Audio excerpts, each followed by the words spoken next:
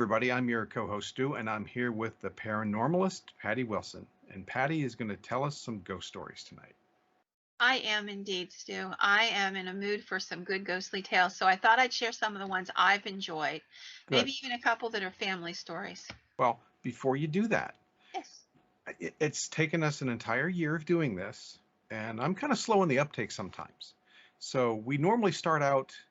What people don't see is we have some, we talk a little bit, as friends, we talk a little bit before we start the episode.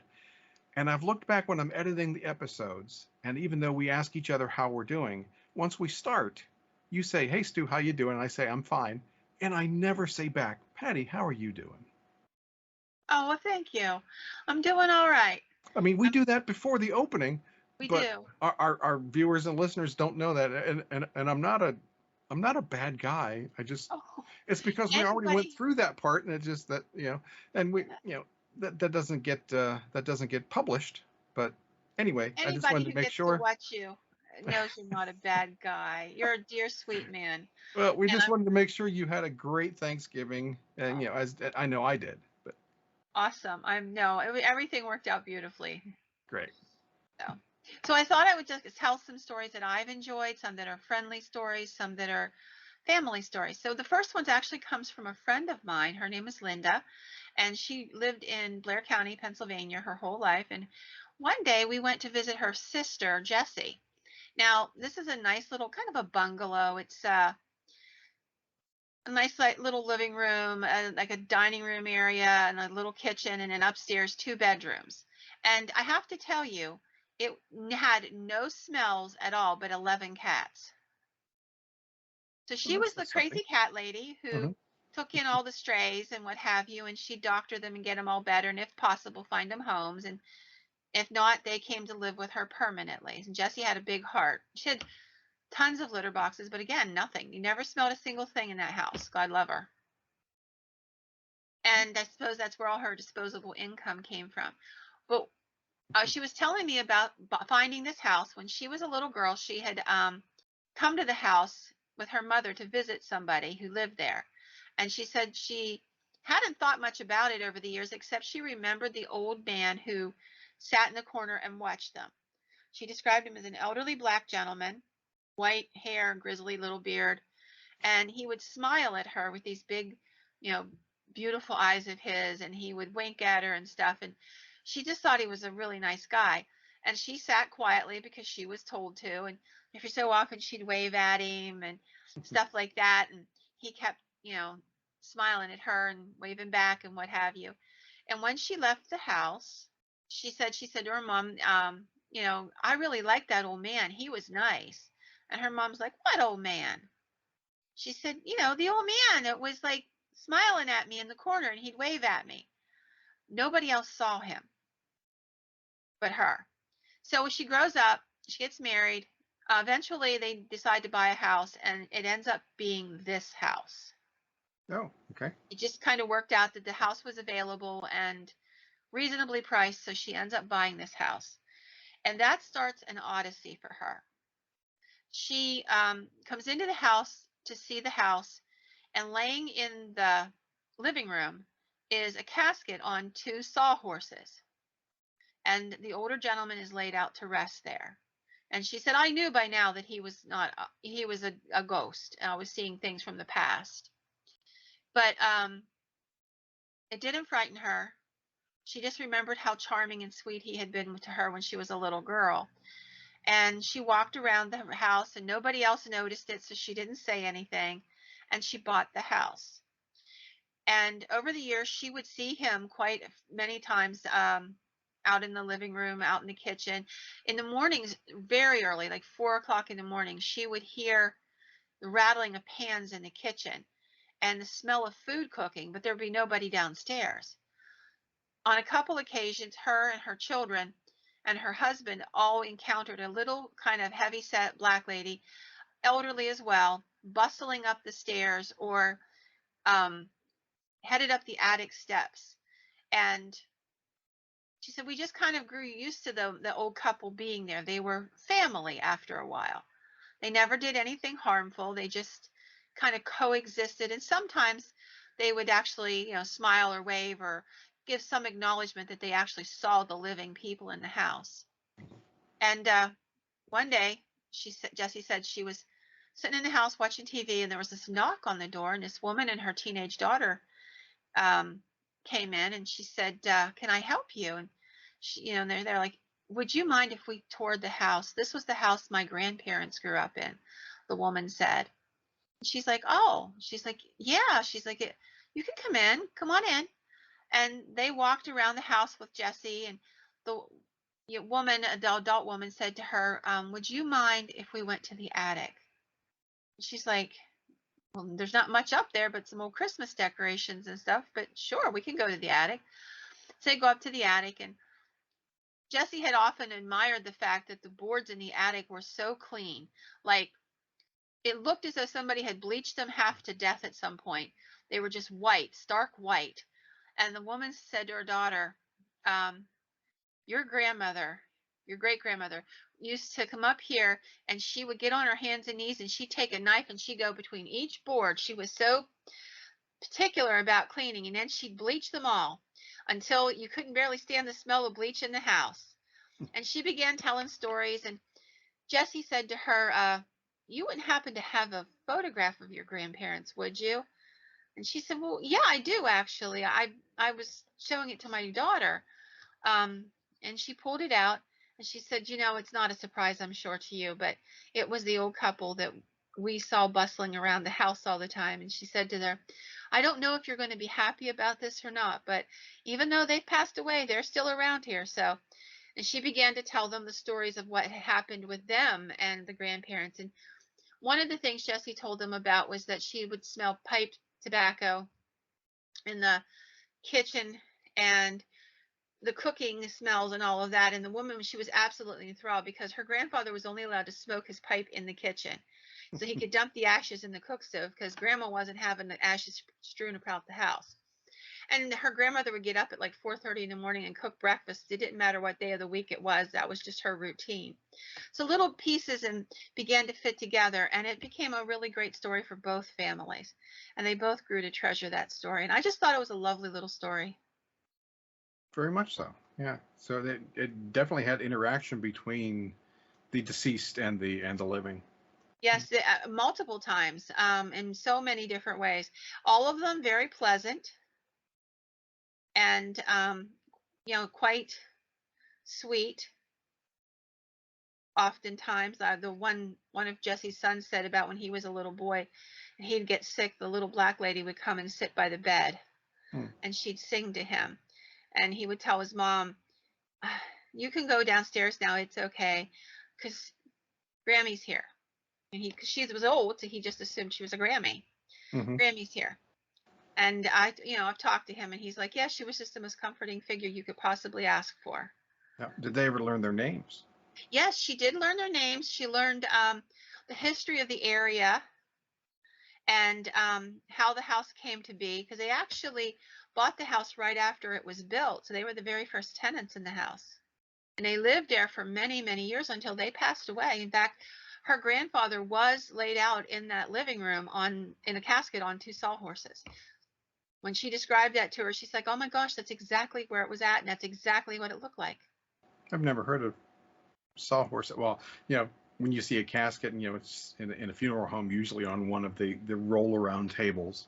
Yes. But and sometimes they're draped, with fabric, so you have no idea what's underneath there. There could be a couple of Harbor Freight jacks, for that matter. That's true.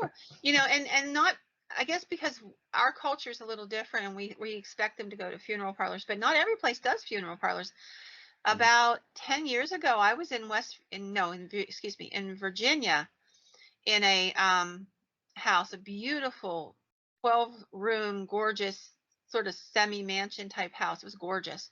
And I was out in the sun porch with this older gentleman who owned the house, and he said to me, he called it the internment room. And I was like, "It's a beautiful sun porch. Why do you give it such a morbid name?" And he said, "Well, that's where we always lay out our dead.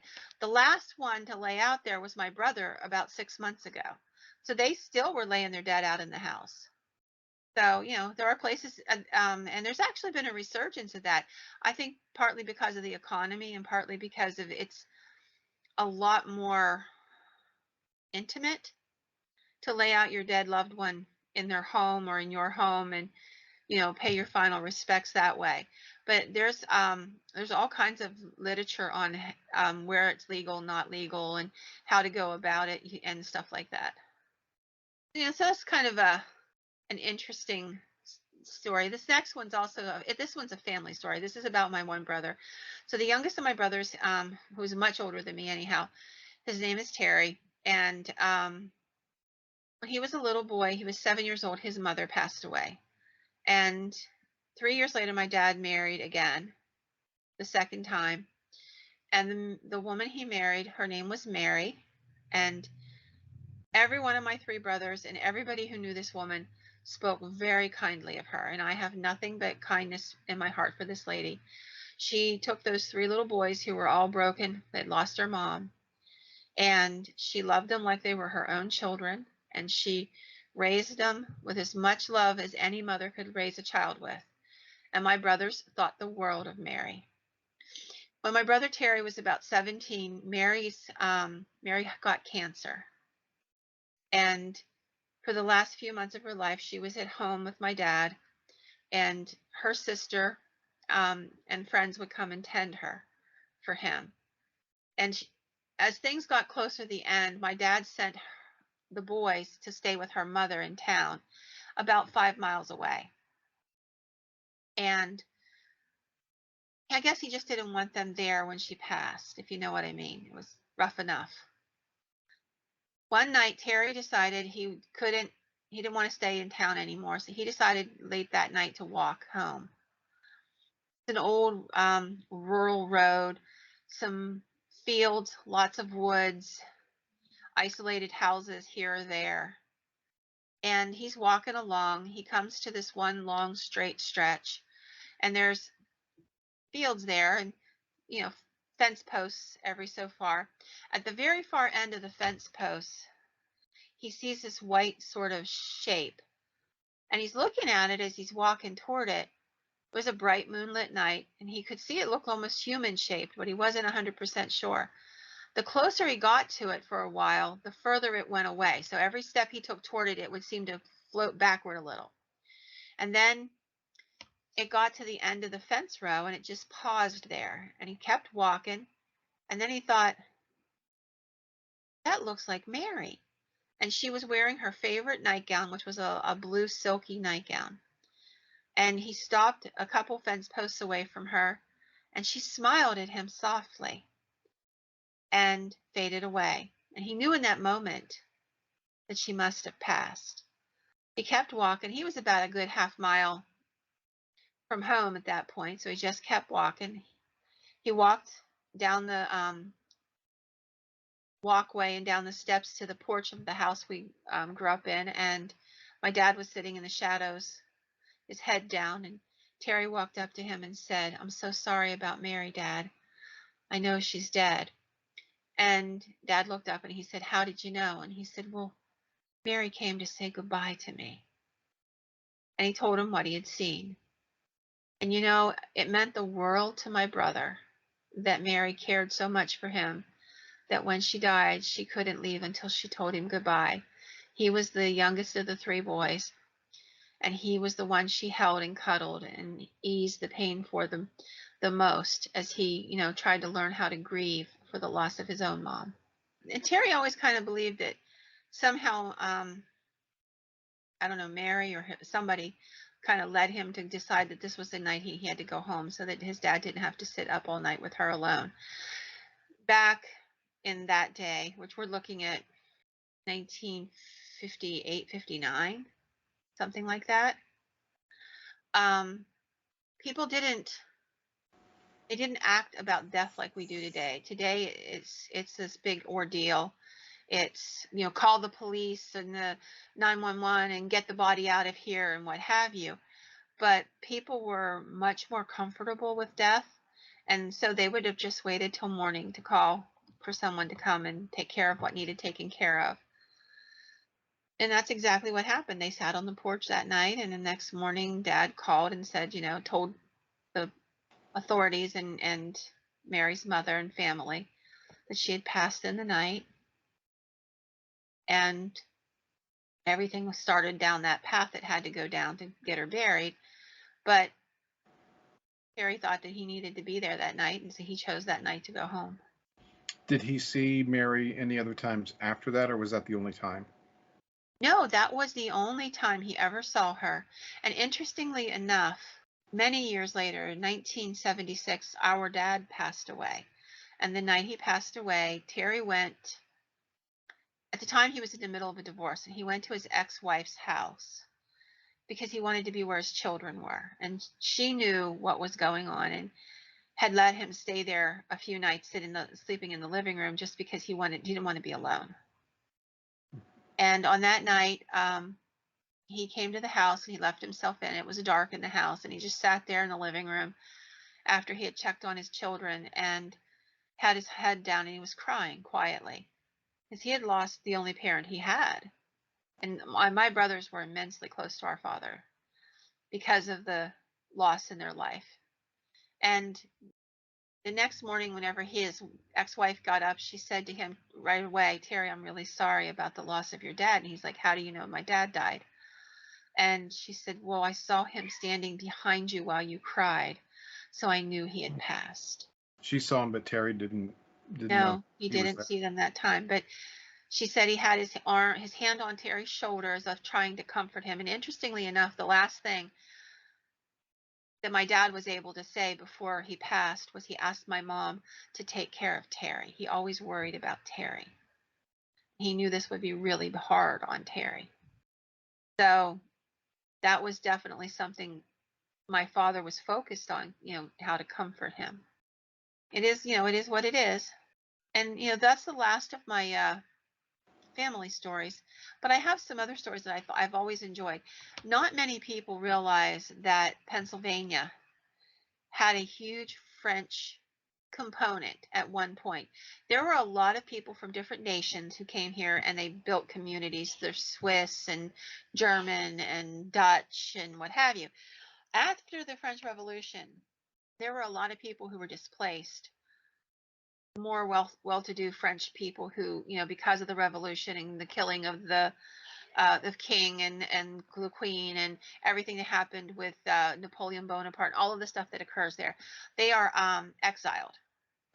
And some of them came to Pennsylvania, including Napoleon Bonaparte's brother, Joseph Bonaparte, who took up a residence along the Delaware River down east, in the southeastern part of the state. And he had to build a whole new life. He became really good friends with a family that lived downriver from him called the Keene family. And in particular, the one girl, Sarah Keene, she was a teenager when Joseph met her. And there was never anything actively romantic between them. The story is that Sarah fell in love with a young man her father did not agree to, and he drove the young man off. Now, Joseph was always a good friend to her and to her family. He had an 8-oared barge, much like you would have seen going down the rivers in France. And he had it built here in the United States. And he would sail this thing to the dock near her home and put in, and he would walk up, to the family house and visit with them. It is said that at night there's a green light that is seen inside the house, and it's believed to be the revenant, if you will, of Sarah. But there's also another light that's seen along the Delaware River, the ghostly light of a barge floating along, one man at the helm. The man puts into the ruins where the old dock used to be. He gets out and walks toward the green light of the spot where Sarah's house once stood.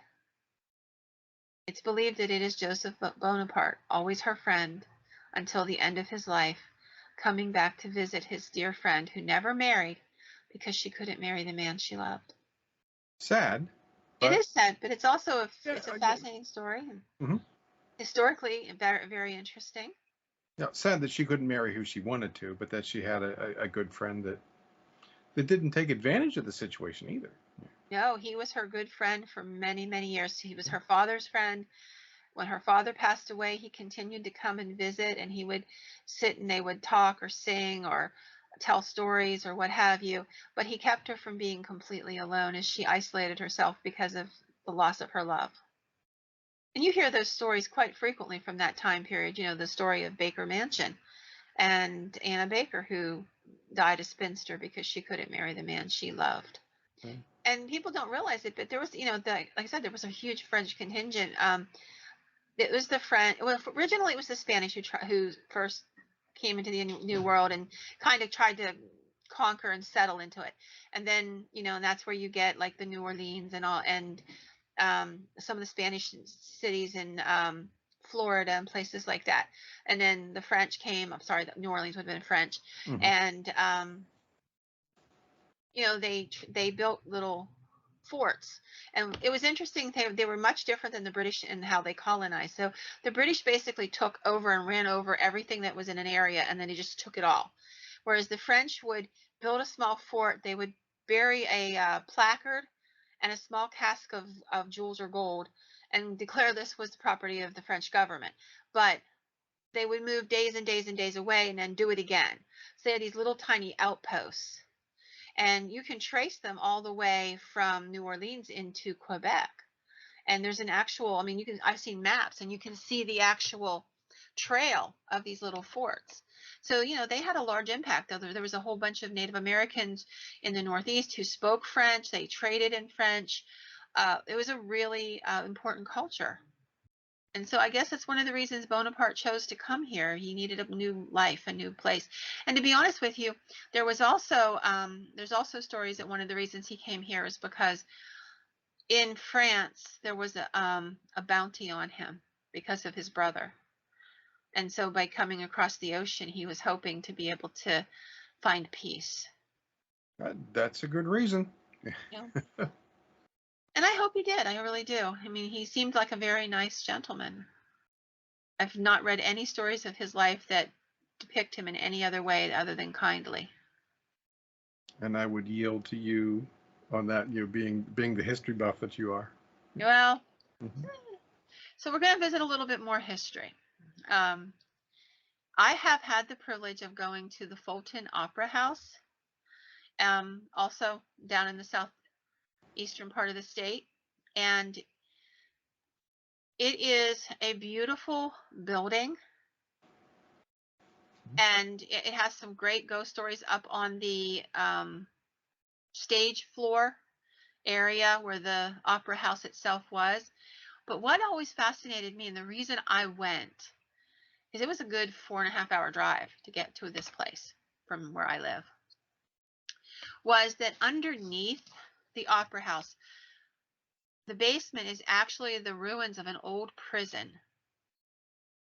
And it was those ruins that are haunted that I wanted to visit. This is an old story. So when the country was young, late 1700s, the Conestoga Indians, and which is where we get the Conestoga wagon, because they were built in Conestoga, the little area where these people lived, were being hunted by a group of men by the name of the Paxtang Gang. They were whites who were trying to obliterate whatever Native Americans were still in the area. Now, the Conestoga were very peaceful people. They had been Christianized, and there really weren't a lot of them left. There was mostly women and children, some older people, a couple young men, adult men in their 20s and 30s, but not very many. They were the remnants of their nation of people. And they lived very amicably with some of the local people. They lived amicably with the priests that had Christianized them. And they really were not known in any way for being warriors or fighters at that time. However, the Paxtang Gang decided that they could not abide the Conestoga still living in the area, even though they were causing no trouble.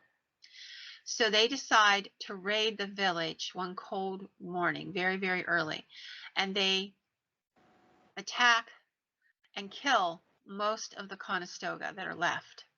There were some who made it away, and they made it to the next town over, which is where the Fulton Opera House is now, where the jail sat at that point in time. And they were placed in protective custody. There was one man, a few women, and some children. And they were placed in protective custody inside the prison until it could be decided what they needed to do and how do they catch the Paxton gang and bring them to justice. Unfortunately, that's not what happened. So the sheriff of the that ran the jail was open to financial means. So he was paid off by the Paxton gang to leave the jail unguarded and the door key to the prison cells on the desk. And while he went out to have dinner, quote unquote, the Paxton gang went in and murdered the last of the people, all but 3 who made it out of there. And they lived in Philadelphia. They made it to Philadelphia, and they lived there in Philadelphia the rest of their lives under the protection of the Quakers. And it is said that that area, the jail cells are still down there. You can go back into the back guts of the basement, and you can still see the jail cells, and everything is still there, including the gate that would have been the front of the jail. And there are myriads of stories of actors being played with and costumes going awry, and sometimes things going the opposite direction. A costume disappears and suddenly reappears in the place it needs to be, and stuff like that. And it has always been believed that it was the Conestoga who were doing it. There's a wonderful plaque by the gate in the basement that was the entryway to the original jail, and it has the names, the ages, and all of the information of all of those who made it that far.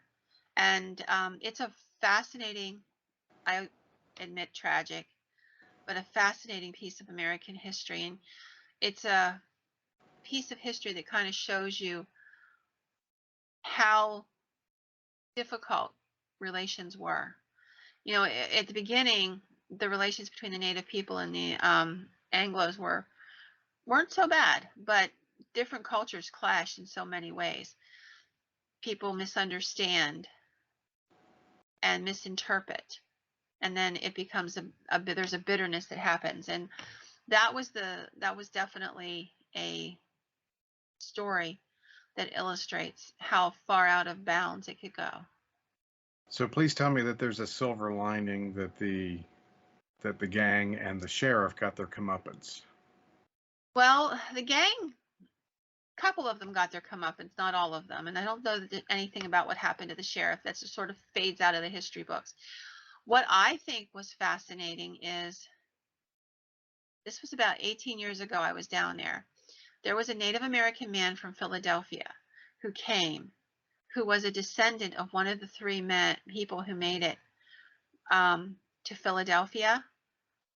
And he told the story of his family, and he came to pay respects to his ancestors there.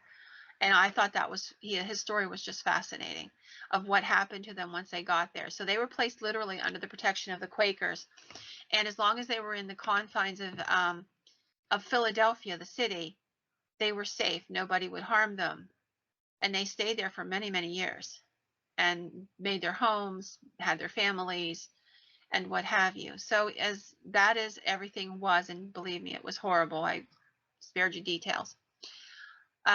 If there was a silver lining, it was that there was a group of people willing to protect them and to give them a place to thrive. But it's a fascinating story. So how many experiences have you had yourself in that opera house? I was there 3 or 4 times, and of those 4 times, I'd say 3 times I had an experience of some sort. I've had somebody touch me. We had a door open in front of us as we were going into the jail section, and it just opened, and as we stepped through, it closed, which was interesting because we're underground, so there's no wind or anything.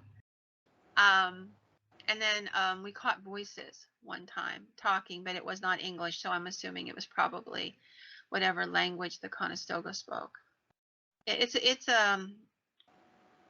a really interesting story if you follow the story from the beginning to the end, because there was great love and there was great hate, and it actually, the priests that were shepherding the Conestoga and had helped them to establish the little settlement where they were eventually attacked, they went to the mat trying to get justice for these people. God bless them.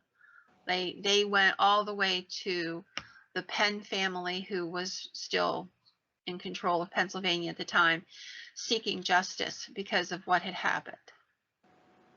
And they didn't ease up. They did it for years and years. So I thought it's a fascinating story. And then I have one more story for tonight, and I think I'm just going to leave it at that then. But I think this is one of my favorite stories of all time. Do you remember the Q Creek mine disaster in Pennsylvania, where those miners Absolutely. were, yeah, they were and buried alive down in there? And and the our lieutenant governor at the time, who was very reluctant to be in the spotlight. Yeah. But, and they were there. I think it was like 9 or 10 days or something. It was a long time. And people kept saying they were dead. They were dead. And there was a lot of speculation because they had to dig a parallel shaft and then go in from the side, because they were afraid if they tried to disturb the rock above where they were at, it would cave in on them. So it was a complicated procedure. And I watched it with rather bated breath, to be honest with you. Not because it was a mine disaster, although my heart went out to those men and their families, because I can't imagine being stuck in that spot, and I can't imagine having your loved ones stuck in that spot, not knowing if they're alive or dead, or if they're suffocating slowly, what's going on. But I knew in my heart of hearts, with complete certainty, that those men were still alive. And I said that to somebody who scoffed at me and said, "Oh, that's ridiculous. If I was stuck in something like that, I just want myself to be dead and be over with. I wouldn't want to suffer." And I told them, "You don't understand the mindset of those men. None of them will die because they won't leave the others behind to be alone in the dark." And they thought I was crazy, but this is why I knew that. So back in the 60s, there was another mine disaster called the Shepton mine disaster. At that time, it was two men, David Phelan and Hank Thorne. Phelan was an older gentleman. He was Catholic. That's important to the story. Hank Thorne was a younger man, and he was Protestant, not particularly religious. And when the mine collapsed, there were three of them. One of them was badly injured, and he did pass away right away. So the two men are sitting in the dark in this little hole that still exists, where the dirt had come down all around them and left them in this kind of little bubble of air. And they could see up to the ledge above, just barely. They still had their mine lights, and they were using them quite sparingly because they didn't have any idea how long they would be there. But they wanted to see in the beginning if there was any way they could help themselves to get out. So they had one of the lights on, and they would try to dig a little bit from time to time to try to get closer to the surface. And they were there for a good 10 days. And David Phelan, the older gentleman, one day said to Hank, "Do you see the man up there on the ridge, on that ledge?" And Hank said, "Oh, thank God, I thought it was me and I was hallucinating. I thought the air was going bad." Because he saw it too. And David Phelan said to him, no, son, it's not your mind. It's not the air. That's the Pope. He's been sitting up there the whole time keeping us company." Now, right before this had happened, Pope John the 23rd had passed away, like days earlier. And being a good Catholic, David Felon had known all about what had happened. And they could make out his face sometimes. It glowed. And he was completely convinced it was this Pope keeping them company and telling them to be patient, to be still, which is great advice because the faster you move, the more you burn the air. And Felon was completely convinced, and later Hank Thorne was as well, that the Pope was sitting there keeping them company so they wouldn't lose heart. And eventually they were rescued. At that time, they were the people buried the longest length of time underground that anybody had ever found alive. So the government comes right in. I mean, literally within minutes of them being pulled up out of the ground, the government comes in and whooshes them away to this hospital, and they want to interrogate them to find out how they survived it, because the government was interested in how your mind plays tricks with you and how do you cope with these stressful situations and all of this. The last thing that the two men had talked about before they were taken up out of the hole, because they were basically the same situation. They dropped a basket and they lifted them up one by one, is they discussed saying anything about what had happened, about the Pope sitting in the ledge and all of that. And they had decided not to tell because people would think they were crazy. But in the exuberance of getting out of there, Hank Thorne tells his family what he saw, and a doctor. And then, of course, the military comes in and they hear the story. Then they go over to David Felon, who had been much more circumspect. But because his friend and co-survivor, they had such a bond, had spilled the beans, and he didn't want him labeled crazy, Felon finally admitted he had seen the same things. And for the rest of their life, from time to time, they would be pressed into telling the story of what had happened to them. And the one thing that they said multiple times in multiple interviews that I read and watched was that they had both been determined not to die, because if they died, they would have left the other alone in the dark. So when the Q Creek mine disaster happened, I remember how much of an impact that made on me. And I just believed that none of those men would die because they would not let their fellow survivors alone in the dark. And it turned out that's actually what they said when they came out, is that none of them would give it up because they weren't going to let the others alone. And I thought about the Shepton mine disaster, and I thought about the Pope sitting there keeping them company day and night, his face waxing and waning, glowing, and then fading away as he allowed them to know they were not alone, that God was with them in whatever fashion, and that he had come to sit with them and give them hope. And I just thought, if you want to call it a ghost story or a miracle or whatever you want to call it, it's one of my absolute all-time favorite stories. And I actually got to talk to Hank Thorne and interview him for the original story I wrote about it, which was fascinating. Which book is that in?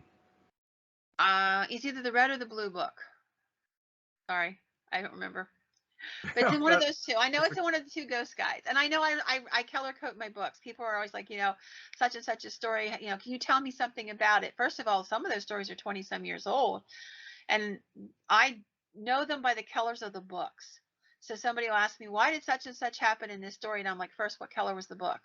And they're like, what? Well, just get me in the right mindset. Is it red or is it blue? Is it green? What color was the book? Mm-hmm. And no two of my books have the same color, because that's sort of how I file them in my head. Oh, it's in the red book. It's in the blue book. It's in the green book.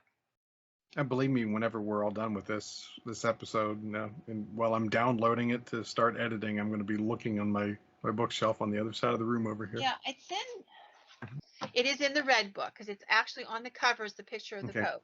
Yep, and volume 1. Okay. Yep, volume 1. Mm-hmm. So it's in there. But I just love that story. I love the story because I love the hope, and I love the fact that these men and their love and their spirit made them so determined, and that, like I said, I don't care if you call it a ghost story or an angel story or what you call it. It's an amazing story. Most definitely. Yeah, and I got to thinking too. I mean, at the time, you said that was in the 60s. Yeah, it was like 62, 63, something like that. Okay. Yeah, electric lights wouldn't have lasted a long time. So Right. unless they had the old style carbide lamps, I don't know if that at that time they would have had carbide lamps I'm or not sure. electric, but I mhm. have to tell you, I've had the privilege of being in a real mine, a coal mine. It was a really interesting experience. So we were going to shoot a documentary at one point, and there's a coal mine in the northeastern part of the state that agreed to let us do it. Now they have an active mine, and then they have um, a section that's been mined out, and they use it as a tourist attraction. You can go down and tour it. And they have a vernacular, which is the Mhm. thing, Yeah. goes down into the mine. It looks like a little train car. Is that wouldn't be the seldom seen mine, would it? North I of don't think. Patton? No, I don't think so. Okay, all right. But anyway, Mhm. and it's what they call a pillar mine. So there's two different types of mining. There's one where you literally take everything out and then you shore up the ceiling and the walls with wood. And that's what you see in all the old westerns. They literally mined everything out. And there's a different type of mining that's used in the Northeast, and it was called pillar mining. And basically, you left pillars of coal standing here and there as the Okay. supports. Hmm. And then you pulled them out when you finished out mining that area. So you would go to the far back end and blow one of the pillars, and then the miners would come in and clean out that coal. Then they would blow another pillar and come back in and clean out that coal, working their way back out of the mine. And you got all the coal that way, but it was much safer because the coal pillars were less likely to collapse than wood. And this Makes was a sense. pillar mine, and it was very tall. It was probably 20, 25 feet high, because I had thought mine I was going to be cramped, and it was very claustrophobic feeling to me. But when I got there and went down in the vernacular, it wasn't like that. It was very open, and you could hear water running, and you could hear what sounded like something moving. I understand now why they talked about the little pixies and fairies that worked in the mines, because it sounded like there was somebody chipping at the mine, Mm. but it was just the rock giving and what have you. And there was a place where there was a door built out of wood, and it had a big X on it, black X on it. And the gentleman who was hosting us told me, he said, when we came across the pocket of something called black damp, which is like a gas, they would wall it in and make sure the mine was able to be worked in again, because the black damp, it actually just, it kills you within seconds of you breathing it in. It just paralyzes your lungs and you're dead. And so every place they would wall it in, they would put those big black X's, and you knew not to go into those areas. And so we had one of those areas, and it was wet. It was the wettest place I've ever been that wasn't raining.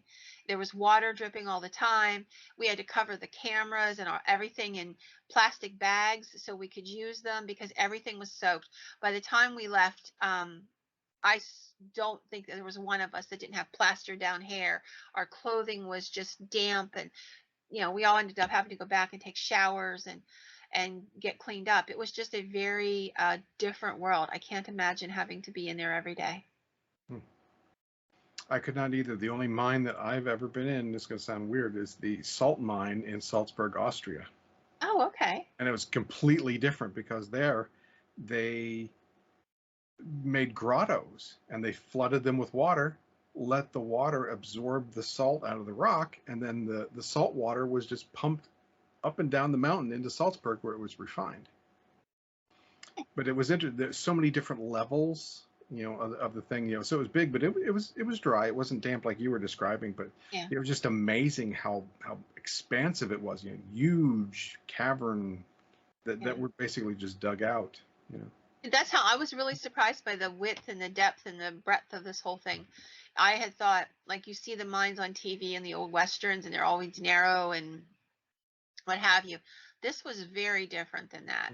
And every And one of them would have a skew sign that said "Danger, keep out." yeah, yeah. And this was very, very different. And we had a gentleman who had been working in those mines his whole life, and he was now a tour guide.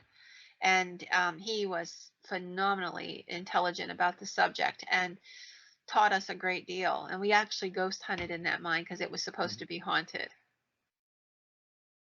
Well, I would think that, yeah, okay, so you would have ghost of miners, but I would think you would also have other non-human Yeah, entity places like spiritual that things too. like yeah, I can see that. Mhm. And there was, there's lots of stories about different spirits that haunted mines and worked with the miners, and they would leave milk out for them and things like that to give them pay for keeping them safe.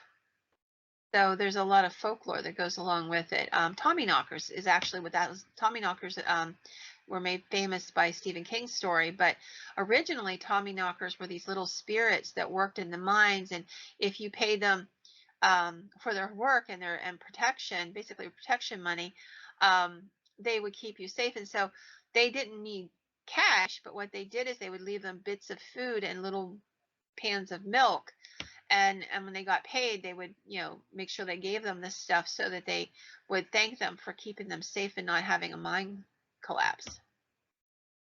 That's important. It is very important. So anyhow, those are the stories I chose for tonight. Just lovely little ghost stories that I wanted to share. And quite nice. Thank you. Well, So with that then, I'll say my piece. So I say the intro, I get to say the outro. So we would like to thank everyone who has been with us on our 1 year journey now. We're officially 1 year old of the rebirth yay. of the podcast. Pretty. Yes. And thank you. If you are not subscribed, please consider clicking the subscribe button down below and the bell to be notified when we release new content, which I've been trying to do every week, but for Thanksgiving, we took a little bit of a week off. So, and as we're recording this, it is not quite December, but nearly there. We're getting So, there. yep. On our Facebook page, the Paranormalist Podcast, we also have the Facebook groups, the associated groups, the Paranormal Asylum, and now the other one's eluding me. There's 3. Oh my goodness. It'll be down Well, below. you said the asylum. You said the asylum. Just click the thing down below. It'll all be there. So we thank you again very much. And with that, I think I've said everything. Oh, the email address, paranormalist at theparanormalistpodcast.com. A lot of paranormals in there. There is, but that's my whole life's paranormal. But I want to say one more thing before we let everybody go tonight. Right. This is our 1st year anniversary of us doing it together. And the important thing about that, I want people to know, is that this would not even exist had it not been for you. Oh, well, thank you. I mean, it's just that if you remember, I was back in the previous incantation of the show, of the podcast. I call it the show. It's, Okay. I was patron number 1. And, You were. and although I don't have a plan of monetizing any of these videos, and I think we've discussed that, I don't think you have any aspirations for that as well. We want to just spread the word to people. And if you could please, spread the word to your friends and family who may also enjoy us. We do this for the love of it at this point, and because we enjoy spending the time together making the podcast.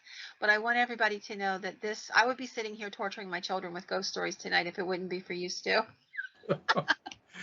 Thank you. Again, I'm so you're very welcome. I'm so happy to do it. It's because when you went away, a part of me went away too. I missed everybody, and I get it. I know what you're saying. I get it. That sounds melancholy, but that's. Well, no, but a part of me went away for a while, and you and I were talking one day, and I said about wanting to do it, and you're like, well, I'll help you. And I said, well, I want you to co-host it with me because it's no fun doing it by myself. And it's not. I'm so grateful that not only have we become very good friends, but that we get to do this together.